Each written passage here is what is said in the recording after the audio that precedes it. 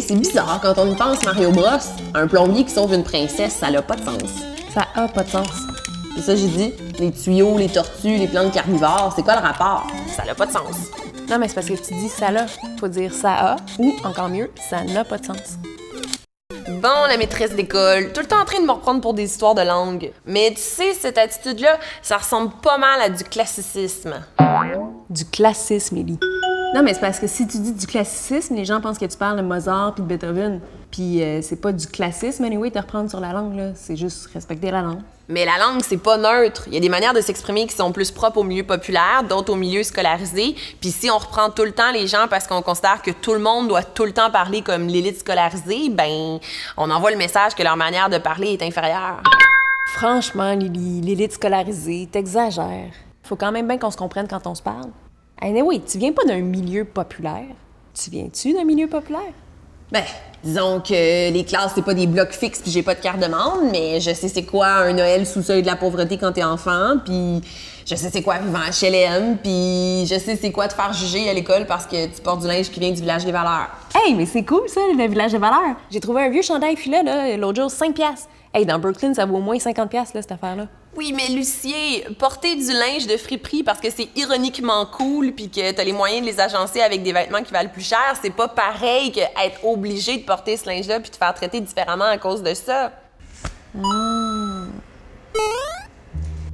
Parler de classisme, donc de discrimination ou de favoritisme fondé sur la classe, ça peut sembler étrange. Après tout, Marx, ça date de 150 ans, l'URSS a implosé, le mur de Berlin est tombé, il y en a même un petit bout à la tour de la bourse. C'est comme, on peut-tu en revenir? Puis anyway, presque tout le monde est dans la classe moyenne, right?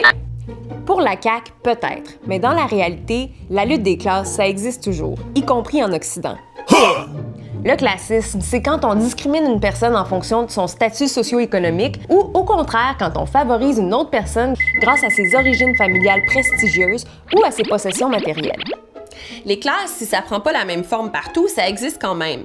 Même si on le réalise pas tout le temps parce qu'on est une petite affaire déconnectée.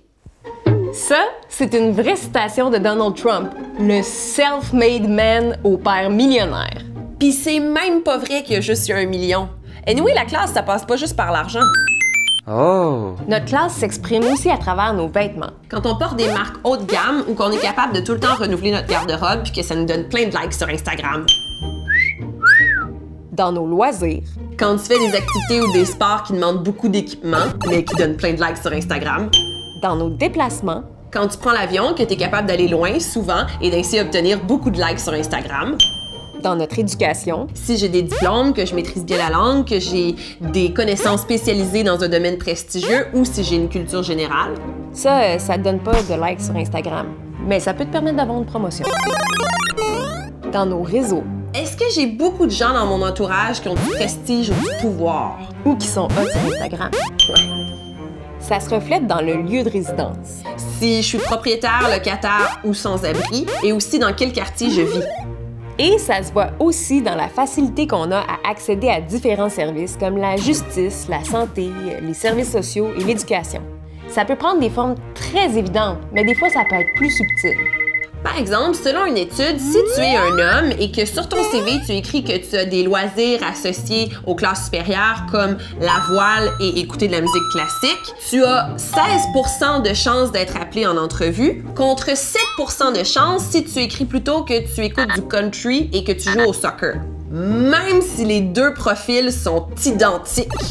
Donc, le statut social que tu projettes va aussi avoir un impact sur la façon dont tu vas être traité par les autres. Par exemple, sur Facebook, quand on se moque de quelqu'un qui fait des fautes d'orthographe, plutôt que de s'en prendre à ses arguments, on le disqualifie en fonction de son niveau d'éducation. En revanche, une personne qui s'exprime bien sur les réseaux sociaux, qui fait pas de fautes et qui utilise des beaux mots, même si ce qu'elle dit c'est de la merde, ça va quand même mieux passer. Wow, wow, wow! Un instant, le politburo, là! Est-ce qu'on n'a pas tous les mêmes chances dans la vie? Sur le plan légal, on a les mêmes droits. Le système fonctionne à l'effort et au mérite. Moi, si je fais de l'argent, c'est parce que j'ai fait une formation, donc que j'ai fait des efforts, donc que je mérite ce que j'ai. C'est sûr que l'effort qu'on met au travail, notre talent ou même des fois le hasard peuvent nous permettre de changer notre statut social. Mais le statut de tes parents va énormément influencer ton statut à toi. Parce que la richesse, dans une large part, est une affaire de famille qui se transfère de génération en génération. C'est dynastique. Ah, comme la série Dynastie. Comme la série. Si les personnes qui travaillaient le plus fort étaient toujours réellement celles qui étaient les plus récompensées, on verrait probablement plus de préposés aux bénéficiaires en BMW. Décapotable. Ah ouais, hein? J'avoue, le classisme, c'est vraiment partout. Ouais, dans le fond, c'est bien correct un plombier qui sauve une princesse. C'est juste plate que ce soit pas une plombière. Féministe. Puis lesbienne.